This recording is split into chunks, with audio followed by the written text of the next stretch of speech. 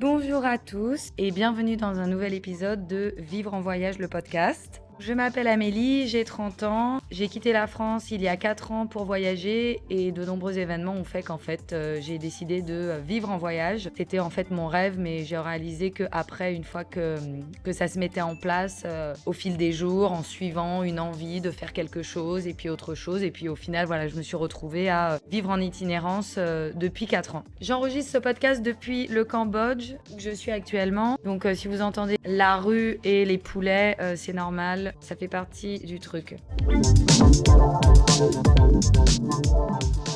Aujourd'hui, je vais faire un épisode sur des événements qui m'ont amené à me dire je veux vivre ailleurs, à l'étranger, autour du monde et petit à petit, en fait, carrément vivre en voyage. Je vais aussi expliquer pourquoi c'est possible. Je vais aussi parler de l'aspect économique, de comment, parce que voilà, c'est le nerf de la guerre en fait, comment j'ai réussi à avoir une santé économique qui me permet de vivre en voyage depuis 4 ans.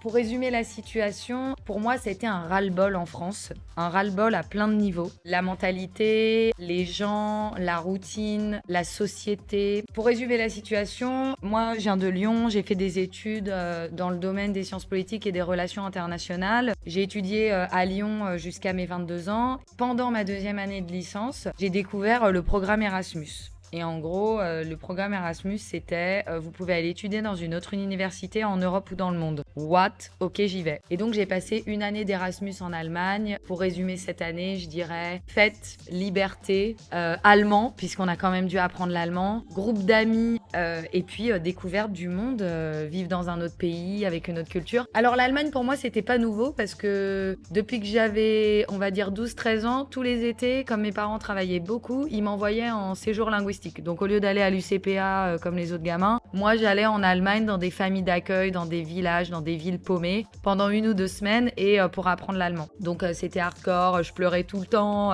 je détestais, mais d'un autre côté c'était trop bien parce que c'est ça aussi qui a fait que j'ai tellement galéré quand j'étais même pas encore une ado à m'intégrer, à vivre dans un pays où je comprenais rien. Genre la famille me parlait au petit déjeuner, je comprenais rien parce que l'allemand c'est vraiment dur, même si j'apprenais depuis l'âge de 11 ans, c'était quand même difficile. Mais au final, je me suis rendu compte avec les années que cette galère d'enfant, et ben, c'est ça qui a fait que maintenant, je peux m'adapter à tout. Même si au final, sur le moment, je détestais, bah, franchement, avec le recul, je sais que c'est ça qui m'a rendue forte et qui m'a permis de vivre cette vie aujourd'hui et d'avoir une capacité d'adaptation qui fait vraiment ma force et qui fait que je peux, entre guillemets, me payer mon rêve. Donc bref, du coup, je suis partie en Allemagne pour mes études, pour ma 3e année de licence. Et voilà, c'était une année géniale. Le kiff total, je suis en coloc. C'était la première fois que je partais de Lyon, de chez mes parents. Donc j'étais en coloc. On habitait toutes dans le même quartier. On était tous copains des Italiens, des Espagnols, des Français, d'autres nationalités. Mais c'était surtout européen. Et l'université, c'était trop bien. C'était dans un château. C'était une super université. Donc j'étais surtout avec une copine qui venait de la même université et de la même ville que moi, Lyon. On était toutes les deux en sciences politiques. Donc on avait les mêmes cours. Et en fait, on s'est retrouvés dans des cours. Alors on venait à la base en France d'une fac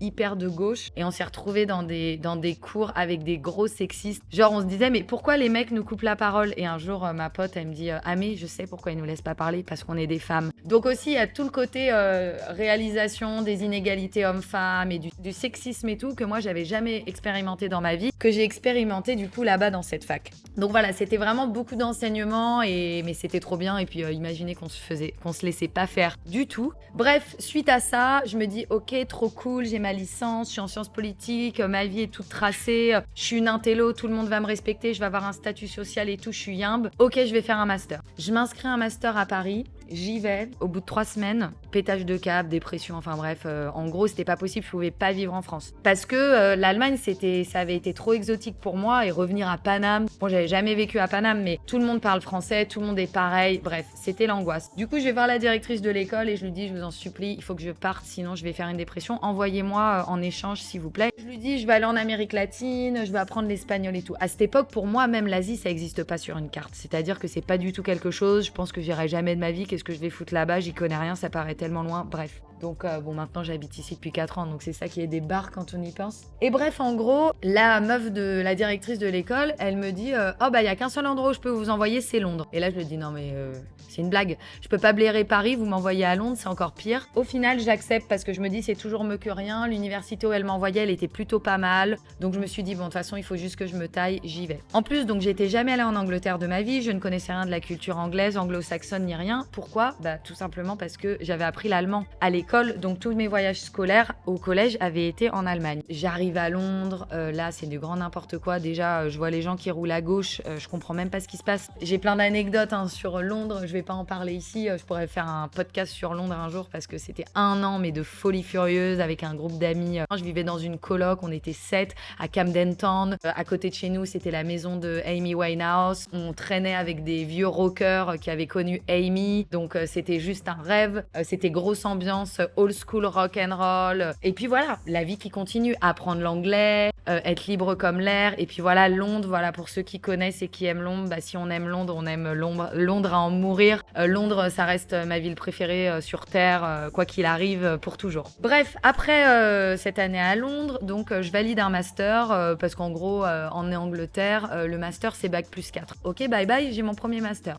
Je rencontre à Londres à l'époque un mec, on tombe fou amoureux. Au final, on reste ensemble pendant 5 ans. Et après la première année à Londres, on décide de partir au Mexique ensemble. À la base, moi, c'était déjà mon plan. Et en gros, lui, il me dit ah mais si tu me demandes de te suivre, je viendrai avec toi. Bon bref, love story, vous voyez un peu de genre et compagnie. On se barre pendant quasiment 1 an au Mexique, à Puerto Escondido, là où habitait ma sœur. On bosse dans une agence de voyage, dans la location de villas de luxe, enfin voilà, un peu tout et n'importe quoi, etc. Et en fait, c'est là-bas que j'ai vraiment la révélation de me dire mais en fait, un autre monde existe. Parce que quand tu vis 6 mois dans un pays qui a rien à voir avec le tien, pas comme l'Allemagne ou l'Angleterre, ça reste l'Occident, les pays riches de l'Europe de l'Ouest. Grosse prise de conscience en mode, mais tout ce que je crois qui est important depuis que je suis gamine par rapport au système, au statut social et tout, c'est du bullshit. Parce qu'en fait, les gens ici, ils vivent comme ça, ils vivent très bien. Ici, c'est n'importe quoi, c'est les narcos qui font la loi. La corruption, c'est juste un truc de malade. Donc je réalise aussi que la corruption mexicaine, bah en fait, il y a exactement la même en France, sauf qu'en France, c'est légal. Donc en fait, ça remet tout en question et je commence un peu à me dire fuck everything, quoi, fuck it. Et bon, au final, mon copain de l'époque, il me dit ah mais ok, on va...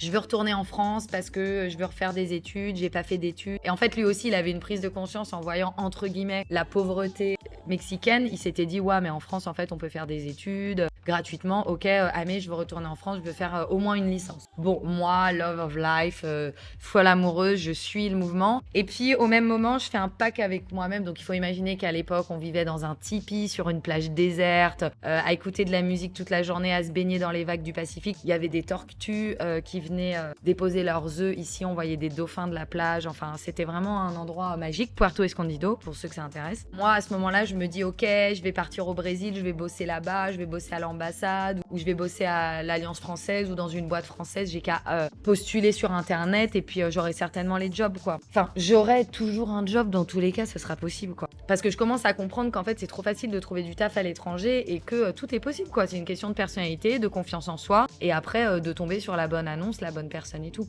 Du coup, je fais un pacte avec moi-même et je me dis, ah mais retourne en France pendant 3 ans. Tente la vie de tes rêves. Ce qui était à l'époque, en gros, moi, c'était faire de la politique pour sauver le monde. Bosser dans les ministères, récupérer l'argent de l'État ou de l'Union européenne et faire de la gestion de projet pour vraiment améliorer la vie des gens. Ou l'aspect environnemental. À l'époque, j'étais vraiment tiraillée entre l'environnement et le droit des femmes, donc en pensant qu'il fallait que je choisisse alors qu'en fait ça va ensemble, mais bon bref, ça c'est un autre sujet. Au final, je fais un pacte avec moi-même, je me dis, ah mais pars en France, reste 3 ans, genre fais ton truc de carrière et tout, et si dans 3 ans tu sens toujours au fond de toi que tu veux cette vie un peu de hippie rebelle, je vis à l'autre bout du monde, fuck everything, nanana, je fais ma vie d'indépendante, alors tu partiras. Mais n'oublie pas d'où tu viens, n'oublie pas la conscience, la prise de conscience que tu as, ne redeviens pas un cornichon dans le pot de cornichon. Bon, ça, c'est une image que j'utilise souvent pour expliquer tout ça. Dominique Strauss-Kahn, un jour, il avait dit à propos du ministère de Bercy que si on prend une carotte et qu'on la met dans un pot de cornichon, donc le ministère, il devient cornichon. Et donc, en gros, moi, je me disais ça. Je me dis, même si on te remet dans le pot de cornichon, mais ne redeviens pas un cornichon. Souviens-toi de ce que tu as réalisé au Mexique. Souviens-toi de ce que tu as vu, de ce que tu sais et de ce que tu veux. Bref, je retourne en France et puis voilà, 3 mois plus tard, le petit cornichon, je suis complètement aliénée. j'ai tout oublié, je vis ma life et tout. Donc à la base, j'avais quand même fait des études dans un domaine qui garantissait la mobilité, sciences politiques, ensuite relations internationales pour travailler dans la diplomatie, dans les ONG et tout. Donc il y avait ce désir vraiment de faire de la politique pour bosser dans les ambassades et pouvoir voyager. Parce qu'à l'époque, je savais pas qu'en fait, tu n'avais pas besoin de vivre au-dessus des lois pour t'affranchir de tes propres frontières.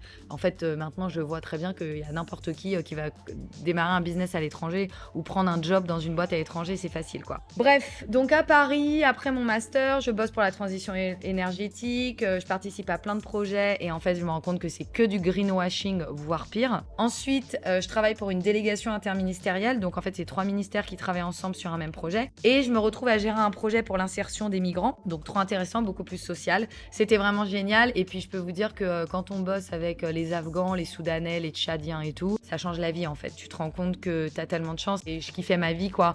Je passais une moitié de la semaine avec les réfugiés, ambiance tiers-monde, la vraie misère, la vraie de vraie misère, parce que eux, ils étaient immigrés dans un pays où personne les aimait, parce que c'est un gros pays de racistes, la France. Mais bon, voilà, je dis pas ça pour critiquer la France, mais c'est la vérité. Et en fait, eux, ils savaient même pas s'ils allaient retrouver des membres de leur famille qui étaient on ne sait où, entre eux, peut-être en Libye, peut-être en Turquie, peut-être en Jordanie, enfin, ou peut-être même toujours dans la région du Tchad, ou au Soudan, ou à Djibouti, en Éthiopie, enfin bref, l'angoisse. Donc voilà, je passais la moitié de la semaine avec eux dans la misère du monde, mais toujours dans la joie et la bonne humeur parce qu'on se tapait des barres. Et l'autre moitié au ministère avec les gros bourges et les gros arrivistes politiciens, les préfets et tout le bordel.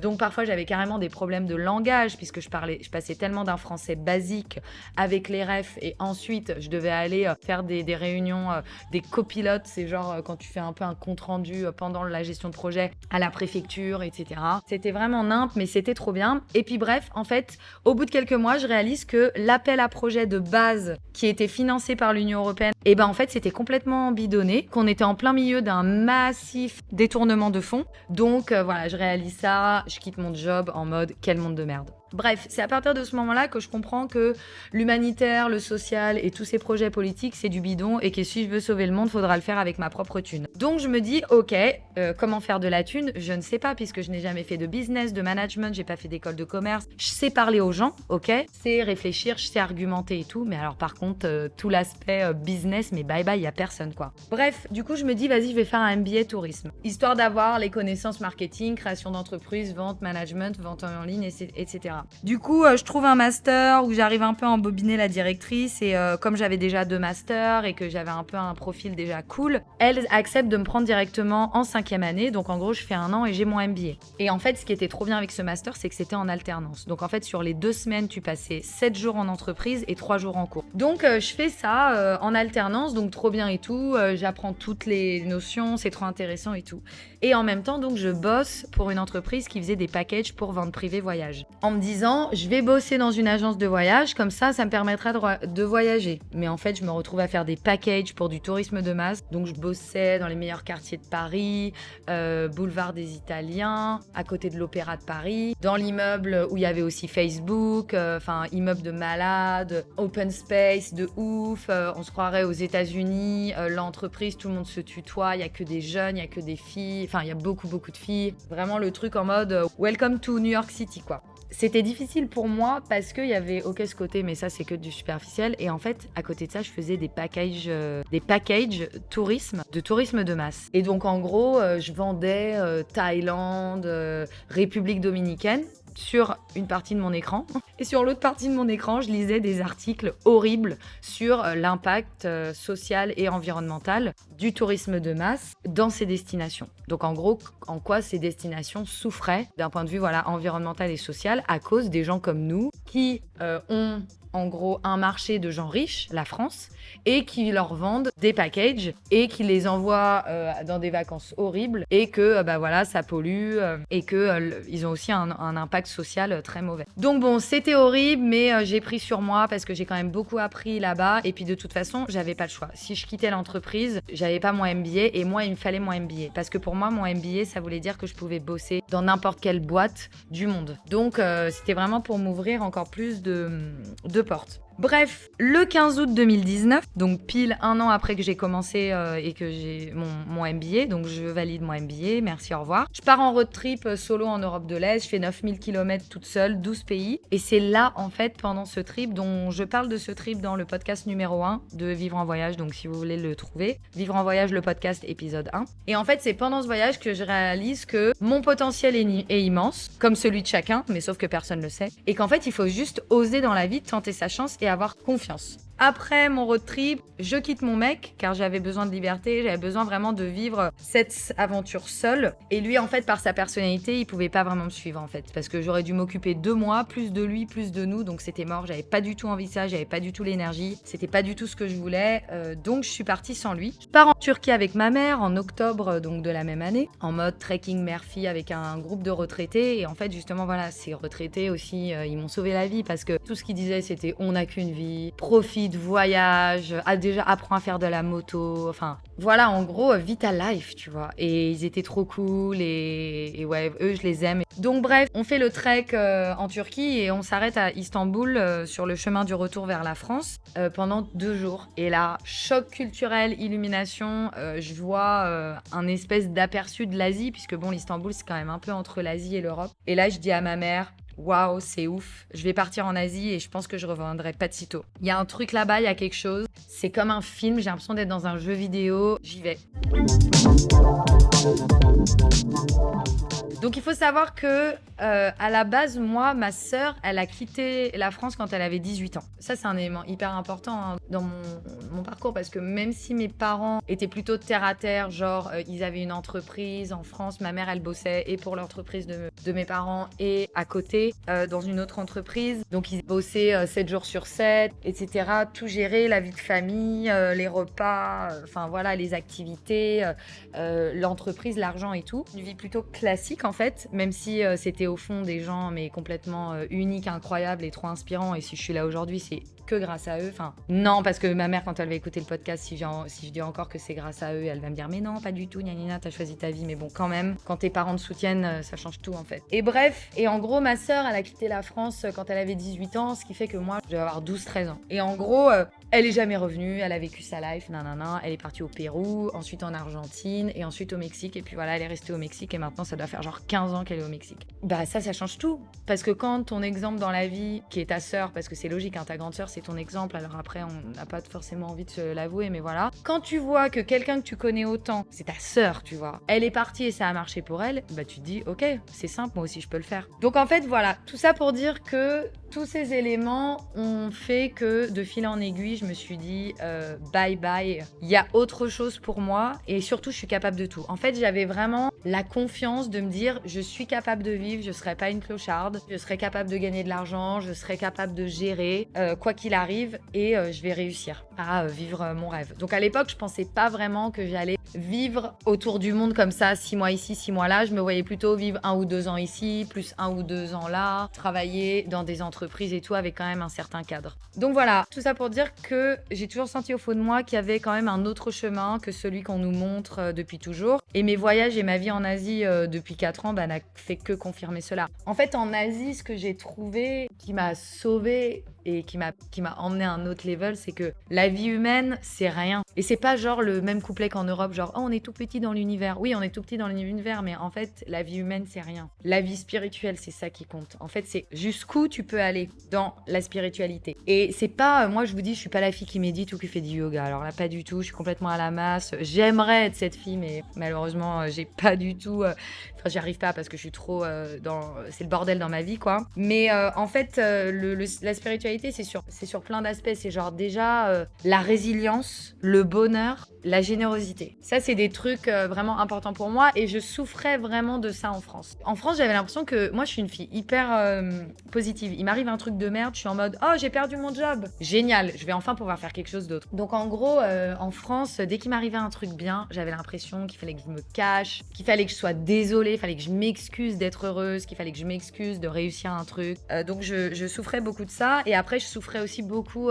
du jugement des autres. Genre, j'avais vraiment l'impression que les gens jugeaient tout le temps. Bon, après, je me me suis rendu compte que j'avais l'impression que les gens jugeaient parce que moi-même je jugeais. Mais ça m'a pris des années à réaliser. Après, c'est vrai qu'en France, les gens vont plus juger que dans d'autres endroits. Mais toujours est-il que je souffrais du jugement, ou en tout cas de la peur du jugement. Genre, oh putain, les gens, ils vont me juger et tout. Et en fait, en Asie, il n'y a pas de jugement. Tout le monde s'en tape, mais alors bienvenue dans la freedom life, quoi. Tu fais ce que tu veux, t'es pété de thunes, ça se voit, tout le monde s'en fout. T'es un clochard, ça se voit, tout le monde s'en fout. T'es blanc, t'es une fille, tout le monde s'en fout. Parce qu'ici, c'est les âmes qui comptent, en fait. Et aussi, il y avait un autre aspect que j'ai adoré en Asie, c'était que je pouvais vraiment vivre ma générosité à fond. Parce qu'en France, dès que t'es généreux avec les gens, il y a toujours un truc. Du coup, les gens, ils vont te coller parce que t'es généreux, genre tu payes des trucs pour eux. Ou alors, ils vont croire qu'il y a anguille sous roche. Et en fait, en Asie, c'était vraiment genre la solidarité dont je parle justement dans l'épisode que j'ai fait du podcast sur Campot, où en fait, c'est une communauté et tout le monde vit ensemble. C'est une question de géolocalisation, en fait. On vit tous au même endroit, donc on est une petite communauté. Là, par exemple, au Cambodge, dans ma rue, là où je vis à Phnom Penh, voilà, c'est tout une petite communauté, tout le monde se parle, tout le monde se connaît, tout le monde, l'argent circule, les biens et les services circulent, et puis c'est simple, en fait. Donc ça, c'était vraiment quelque chose, voilà, en France, j'ai toujours trouvé qu'il y avait trop d'individualisme, il y avait trop de confort, donc ça, c'est une autre de mes théories, c'est dans la vie, c'est soit le confort, soit la liberté. Les deux vont pas ensemble. Donc, bien sûr, pour vivre la vie que j'ai aujourd'hui, alors maintenant, je dis pas, je gagne bien ma vie, pourvu que ça dure, je touche du bois, mais j'ai quand même galéré. Je veux dire, on m'appelait quand même la digital clocharde. Avec Steven, on a vécu pendant des mois et des mois avec entre 300 et 800 euros par mois. Donc, voilà, tout ça pour dire qu'il faut quand même renoncer un moment au confort pour atteindre la liberté ultime. Et en fait, voilà, c'est ce que disent Gainsbourg. Quand t'as rien, t'as tout. Et c'est ça, en fait. Bon, c'est pas le seul qui dit ça, mais il y a j'entends toujours sa voix dans ma tête qui dit ça, et moi j'ai rien, donc j'ai tout. Et ben voilà, c'est ça, en fait. Quand t'as tout perdu, quand t'as tout renié, le social, l'argent, les gens aussi, parce qu'il faut pas croire, hein, moi, quand je suis partie, il y a très peu de gens avec qui je suis restée en contact. Alors après, ok, on va pas leur en vouloir, chacun fait sa life et tout, mais ça a pris vraiment du temps avant que, bah voilà, tu romps les liens. Alors après, la famille, non. La famille, par contre, a toujours été là. Les parents ont toujours supporté, ont toujours été là et ont toujours été présents et connectés. Et merci WhatsApp. De toute façon, WhatsApp, c'est WhatsApp aussi, quoi. Faut pas croire. Hein. Enfin bref, tout ça pour dire que au final, une fois que t'as renoncé à tout et que t'as tout perdu, tu te rends compte de ce qui compte vraiment. Et ce qui compte vraiment, bah c'est rien en fait. Y a rien à comprendre et y a rien qui compte. Le seul truc qui compte pour moi, c'est l'amour. Voilà, Steven, être avec lui et être sur la même longueur d'onde, s'en foutre de tout, vivre au jour le jour, vivre pour la joie du bonheur et pas vivre dans la peur. Oh, je vais faire ça parce que sinon ça. Oh, je vais faire ça parce que j'ai peur de ça. Donc voilà, ça a aussi beaucoup aidé, hein. Quand t'es deux, ça change tout. Et ça, je dis, ok, voyager seul, c'est la meilleure chose sur Terre. Mais aujourd'hui, si j'avais pas Steven, je pourrais pas, je pense, vivre de la manière dont je vis. Parce que c'est très fatigant, c'est beaucoup de charge mentale, c'est beaucoup d'administratif, c'est beaucoup de tout ça. Et si t'es seul, je pense que tu fais un burn-out. Le mode de vie occidental, la philosophie, donc qui en fait est complètement liée à l'argent, et l'Occident, c'est juste une version du monde au milieu de millions de versions, si on compte à travers les âges et géographiquement, donc dans l'espace-temps. À travers les âges, donc t'as des milliers, t'as des millions de modes de vie en fait. Et en fait, moi, ce mode de vie à l'occidental, à la française, à l'occidental riche et à l'occidental, c'était pas pour moi. C'était pas facile quand même de réaliser ça et de se dire, ok, mais non, mais je veux quand même être heureuse. Et en Asie, j'ai trouvé ça. En fait, en Asie, j'ai trouvé d'abord au Mexique et ensuite en Asie, j'ai vu que des gens vivaient totalement différemment, que des systèmes entiers étaient complètement différents. Enfin, tu sais, quand t'es au Mexique et que c'est la mafia qui fait la loi, genre à une époque, à vérifier ce que je dis, hein, mais moi j'ai cru ça en tout cas pendant un moment, la mère du président mexicain, elle était mariée avec l'un des plus grands patrons de cartels mexicains. Donc tu vois, quand tu vois ça, tu te dis bon, l'Europe, la monarchie, les British, la République française, la démocratie, toutes ces conneries là, les élections et tout ça, Macron, Sarkozy, Hollande et je sais pas quoi. Bon bah voilà, ça c'est juste une version du monde tel qu'il est. Après c'est sûr que nous, les Occidents, on essaye de exporter notre modèle au reste du monde parce que ça nous permet de contrôler les pays. Mais au final, voilà, en Asie ça existe pas, tout le monde s'en tape ici Enfin voilà, ça c'est aussi un autre sujet, mais tout ça pour dire qu'en gros tu te dis ok fuck it, I can live the life I want, je peux vivre la vie que je veux parce que tout le monde le fait, bye bye. Enlève les œillères et jette-toi dans l'eau, et à poil de préférence, parce que quand t'es à poil, tu tues ton ego et là tu vis vraiment libre. Donc voilà, et puis aussi à Paris, j'étais très malheureuse car je rencontrais personne d'intéressant. Alors voilà, désolée, hein, il y a des gens que j'ai rencontrés à Paris que j'aime et que j'aimerais toujours et ils se reconnaîtront parce que c'est des personnes qui écoutent ce podcast, les filles du travail ou de l'université ou mes amis de Paris. Mais voilà, les gens dans la vie de tous les jours, tout le monde est une copie-collée et copier-coller les uns des autres. Tout le monde s'habille pareil, à la même allure, le même regard, à les mêmes fringues, les mêmes sujets de conversation d'une personne à l'autre et surtout tous les jours la même chose. La même journée qui se répète encore et encore indéfiniment en boucle. Le seul truc qui change, c'est à quelle sauce tu vas être bouffé par ceux qui te dominent. Donc ceux qui te dominent, c'est genre ton manager, c'est genre ton prof, le directeur de ton école, ton maître de stage, ton N+15, le marché, whatever, enfin bref. Mais après, c'est tout. Bref, en gros, c'est la Matrix totale à son extrême. Et moi, j'étais moi-même bloquée dans ce vortex. Mais heureusement, j'ai réussi à prendre mon envol parce que j'ai écouté ce qu'il y avait au fond de moi. J'ai écouté que j'étais malheureuse. J'ai écouté mon mal-être et j'ai eu la foi de croire que c'était pas ça, que c'était pas fini, qu'il y avait autre chose et que c'était possible. Donc maintenant, je vais parler un peu de l'aspect économique parce que c'est bien beau, toutes ces belles paroles, la philosophie bullshit à la Hamé, on adore, mais faut parler quand même des trucs réels. Donc moi, ce qui s'est passé pour moi, c'est que quand j'ai quitté mon taf chez Vente Privée, comme j'étais en CDD, je touchais un chèque de 8000 balles. Et en plus, j'avais déjà mis de côté 300 à 400 euros par mois. À Paris, alors que je gagnais 1300 euros net par mois. Donc vous imaginez, en payant mon loyer et je vivais dans Paris. Pourquoi ? Parce que j'avais envie de me casser. Et que ça, c'était mon rêve et que pour ça, j'ai réussi à économiser. Donc, juste pour vous faire un petit topo, comment je faisais pour rien dépenser à Paris ? Tous les lundis matins, je retirais 10 euros. Et du lundi au vendredi, je ne dépensais que 10 euros. Donc ça veut dire qu'en fait, 10 euros, c'était vraiment pour que si après l'afterwork, on me disait « Ah mais on va boire une bière », ok, je peux boire une bière, je prends une petite bière, 3,50 €. Et puis de temps en temps, le matin, voilà, j'allais m'acheter un petit croissant chez Merci Jérôme pour me faire plaisir, mais c'est tout. Le week-end, je retirais 50 euros pour mon week-end pour faire du resto avec les copains et aller boire un ou deux verres. Parfois même, quand mes potes allaient au resto, je disais non, mais moi j'ai déjà mangé, je vous rejoins après parce que j'avais pas envie de payer genre 25 balles pour un bout de poulet rôti, quoi. Je pouvais bouffer chez moi et puis c'était mieux. Et après, je dépensais en courses environ 50 ou 100. Bon, j'allais chez Lidl ou Leader Price, donc c'était vraiment pas cher. Et en gros, je cuisinais ma bouffe et tous les midis, je bouffais ma bouffe que j'avais cuisinée en fait. Donc comme ça, je dépensais rien la semaine. J'emmenais mon petit tupperware et puis voilà, en plus, tu gardes la ligne, la vie est belle.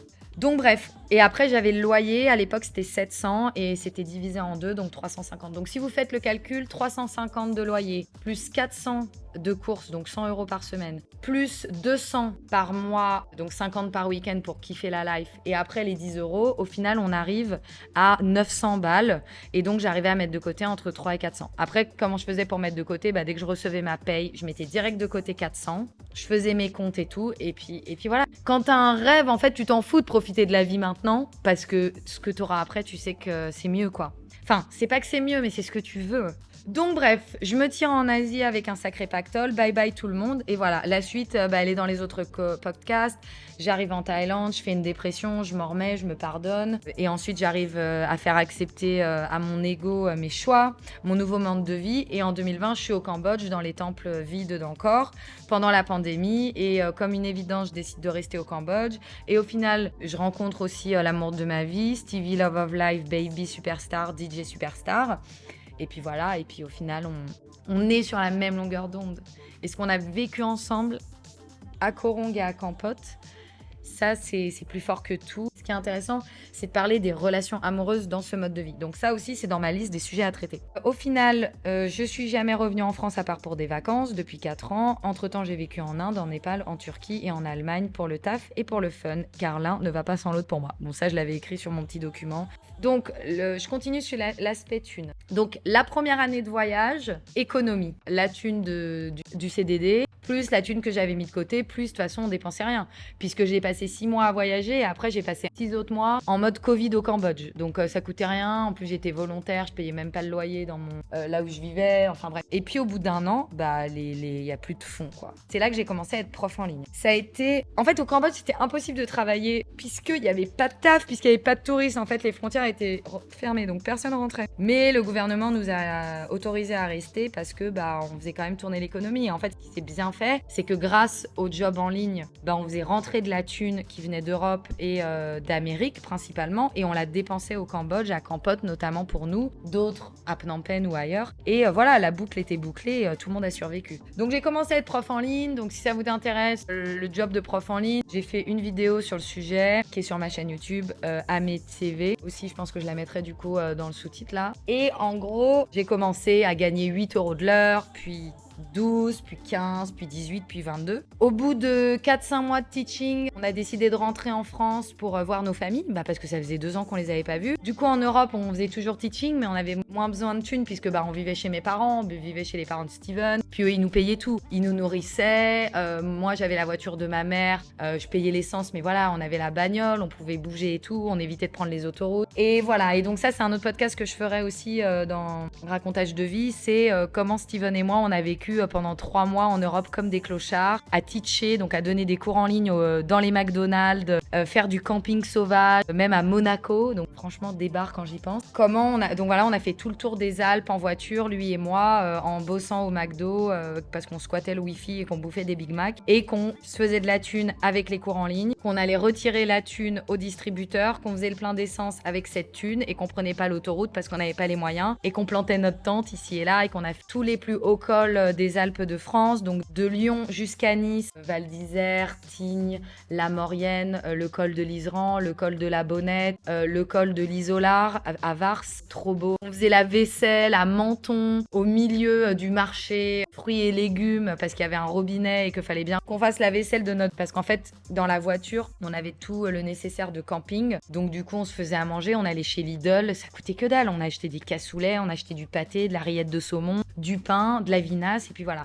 Ensuite, on est remonté à Paname, puis à Lille, et on est parti en Angleterre, et on est allé jusqu'au Pays de Galles pour voir voilà, la famille de Steven, ses parents, ses oncles, ses tantes, ses grands-parents. Pareil, camping, teaching, enfin ouais, c'était débat. Bref, du coup, 3 mois de digital clochardise dans la voiture, on prenait nos douches sur la plage à Cannes et à Monaco, parce que c'était le seul endroit où on pouvait prendre des douches, enfin bref, mort de rire. Donc après la session Europe, on décide de partir en Inde. On se dit on va à Goa, Steven va mixer, moi je ferai des vidéos, on va se mettre bien. Mais sauf que les Indiens, à cause du Covid, les visas c'était de la merde. Du coup c'était pas possible d'y aller, on pouvait rester qu'1 mois, impossible, il nous fallait un endroit, on pouvait au moins rester 3 mois voire 6 mois. Du coup on se dit pourquoi pas aller au Népal. Donc on part au Népal et là il y a ma meilleure amie de France, ABC Dou couché par terre pour ceux qui la connaissent, qui me dit mais je pars avec vous. Donc voilà qu'on part tous les 3 avec ABC Dou direction Népal. Donc on part au Népal, on achète des motos. Donc là, je suis en train de faire un film justement sur les 8 mois qu'on a passé au Népal en road trip en moto, tout en faisant les cours en ligne. Donc voilà, c'était n'importe quoi. On a failli mourir je sais pas combien de fois. C'était vraiment dangereux, mais c'était mythique. On a même été dans le mont Everest, l'Annapurna. Enfin, le rêve d'une vie. Enfin voilà, le Népal, c'est juste le rêve. Après, vivre là-bas, je peux pas, mais j'aime à mourir et meilleur souvenir. On fait tout le tour du Népal en moto, on fait des soirées, on s'arrête ici et là, on fait du teaching. Donc en gros, ce qu'on faisait, c'était que on avait 3 jours de teaching et 4 jours pour rouler. Donc on roulait pendant 4 jours. Ensuite, on s'arrêtait quelque part. Et ensuite, on faisait teaching, soit pendant 4 jours, soit pendant 2 semaines ou 1 mois, parce que parfois, on restait au même endroit et puis on gravitait autour le week-end. Genre, par exemple, à Pokhara, on a fait ça pour explorer les Annapurna et compagnie. Donc, c'est comme ça qu'on finançait notre séjour au Népal avec le teaching. Après, Steven, lui, il faisait aussi de la thune en plus, puisqu'il mixait ici et là. Et donc, du coup, ça, c'était toujours payé 50 €.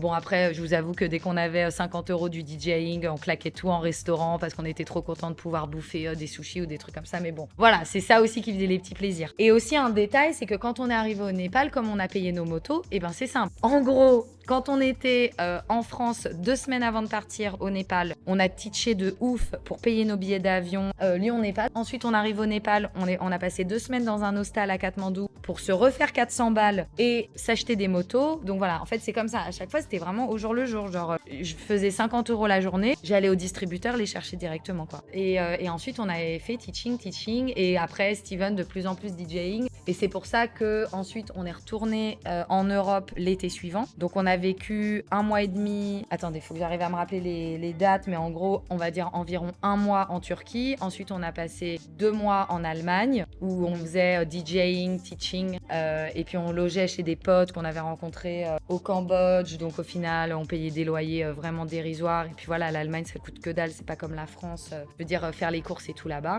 On a rencontré des gens géniaux. Ensuite, on est parti vite fait en Angleterre parce que Steven, il fallait qu'il se fasse faire un visa pour l'Inde. Enfin bref, c'était l'angoisse. On a passé une journée entière, 8 heures dans un visa center à côté de Londres. Enfin, c'était l'enfer sur Terre pour qu'il ait son visa. Et ensuite, une fois qu'il a reçu son visa chez lui en Angleterre, on a pu repartir. Donc ensuite, on est parti en Turquie. Parce qu'en fait, pourquoi la Turquie? Parce que c'est entre l'Asie et l'Europe, donc c'est parfait niveau distance et billets d'avion. Deuxièmement, c'est pas cher. Troisièmement, on a plein de potes. Et quatrièmement, on adore Istanbul. Enfin, Istanbul, j'adore. Déjà, la bouffe, c'est trop bon. Donc au final, on a passé 1 mois encore en Turquie en septembre. Et ensuite, on s'est envolé direction Goa avec notre pote Oli, qu'on avait rencontré au Cambodge, of course, et qui est un British, of course. Et du coup, voilà. Et à Goa, là, c'était la folie. On faisait que travailler. On travaillait.